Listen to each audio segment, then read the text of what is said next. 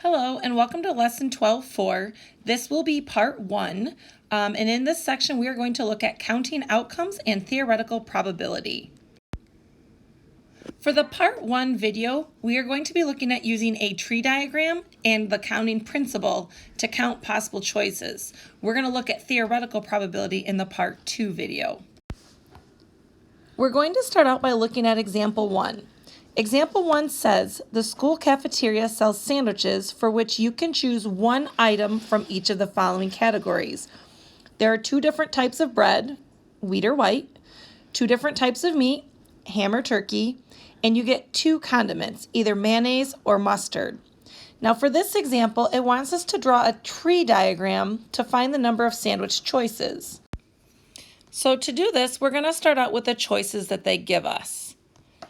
And if we start out with, we have 2 breads, 2 meats, and 2 condiments. So for a tree diagram, we're going to start out with the first options listed, which would be our 2 breads. We have wheat bread. And once if we make a wheat sandwich, we're going to then have 2 choices from here. We can either select ham or turkey. And with ham or turkey, once we select the type of meat, we can pick, we have 2 different condiments that we can choose from. So we can either select mayo or we can select mustard. And this is going to be the option for the turkey sandwich as well. So I have mayo, and mustard here. Now these are all my options for just the wheat choice. I then have the other option of white bread. So if I come down here and do my tree diagram for my white bread, we also have the ham or turkey choice.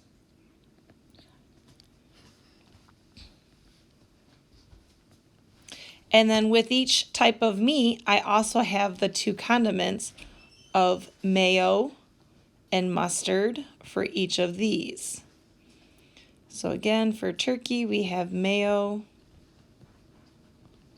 and mustard. And now I see that we have 1, 2, 3, 4, 5, 6, 7, 8 different possibilities. Therefore, by giving 2 choices of bread, 2 choices of meat, and 2 choices of condiments, there are 8 different sandwich combinations that could be made. Example 2 says the Ugly Softball apparel comes in short sleeve shirts and long sleeve shirts. Each of these are available in cotton or dry fit.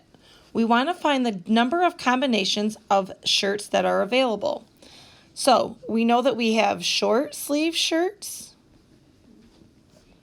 and long sleeve shirts. And for each short sleeve shirt, we can get cotton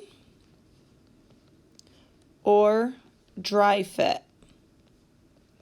And we have the same 2 options for the long sleeve shirt.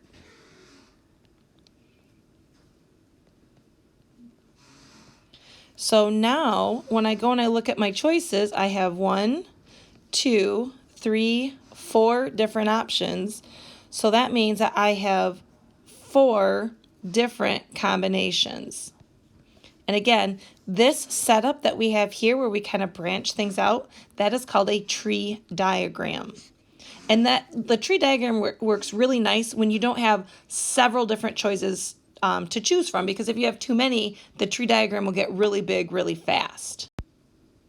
So another method that we could use is what we call a counting principle.